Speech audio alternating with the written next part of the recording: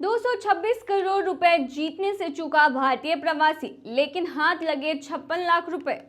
नमस्कार, मैं हूं प्रिया झौड़। आप देख रहे हैं यूएई खबर। शुरू करने से पहले आपको जानकारी देते चले कि अब आप हमसे हमारे व्हाट्सएप पर भी जुड़ सकते हैं, जहां पर आपको यूएई से जुड़ी जितनी भी जानकारी है वो सबसे पहले मिलेगी।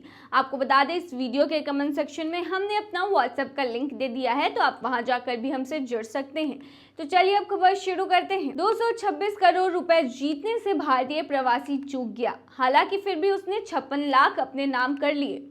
संयुक्त अरब अमीरात स्थित मुंबई का एक व्यक्ति नवीनतम यानी कि नए एमिरेट्स ड्रॉ मेगा 7 में 100 मिलियन दिरहम, जो लगभग 226 करोड़ रुपए होते हैं, का भव्य पुरस्कार जीतने से सिर्फ एक नंबर से चूक गया। लेकिन उसने 2.5 लाख दिरहम, जो कि भारतीय मुद्रा में लगभग 56 लाख रुपए होते हैं, उसका दूसरा पुरस्कार जीत लिया है। विजेता एलेक्स जेवियर फर्नांडिस ने विजेता क्रम में 7 में से 6 अंक चुनने के बाद पुरस्कार जीता है।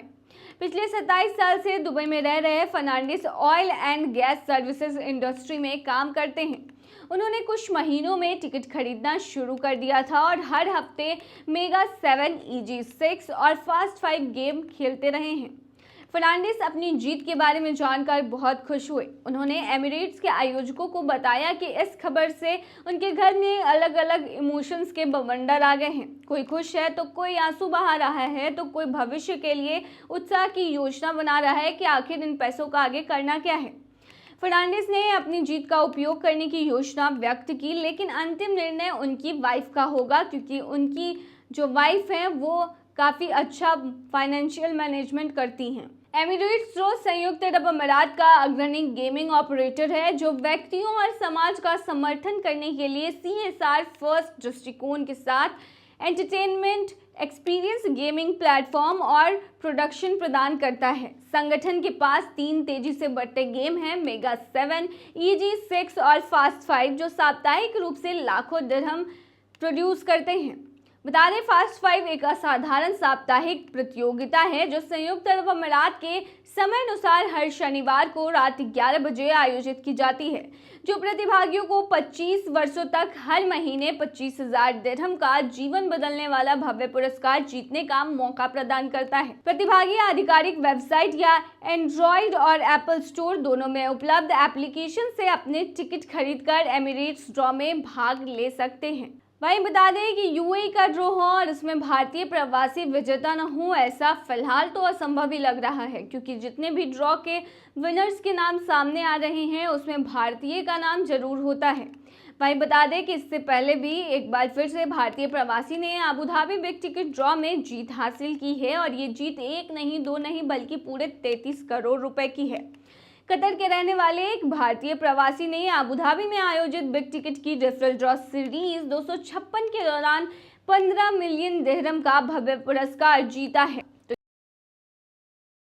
भारतीय प्रवासी हुआ दुबई में किडनैप, मांगी गई 15 लाख की फिरौती, कैसे जान बचाकर भागा कामगार, चलिए बताते हैं। यूएई से एक ऐसी खबर निकलकर सामने आई है जिससे हर एक प्रवासी को जानना जरूरी है, ताकि आप किसी पर अच्छे काम की तलाश में भरोसा ना करें। बता दें, उदयपुर जिले के बल्लभनगर स्थित सियाखेड़ी गांव से रोजगार के लिए दुबई गए 34 वर्षीय युवक पवनदास वैष्णव का वहां बदमाशों ने अपहरण कर लिया। बदमाशों ने उसे बंधक बनाकर दुबई में रखा और फिर कामगार के भारतीय घर पर फोन कर 15 लाख रुपए की फिरौती मांगी और पैसे नहीं देने पर जान से मारने की धमकी भी दी। युवक को 15 दिन तक बंधक बनाकर उसकी पिटाई की जाती रही।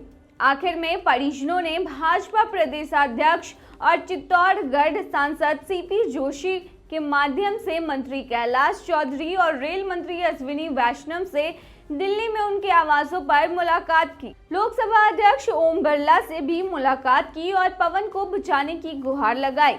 इसके बाद दूतावास में जानकारी दी गई। दूतावास ने पूरे मामले की जानकारी लेकर दुबई के दूतावास से संपर्क किया। इसके बाद पवन की तलाश शुरू हुई।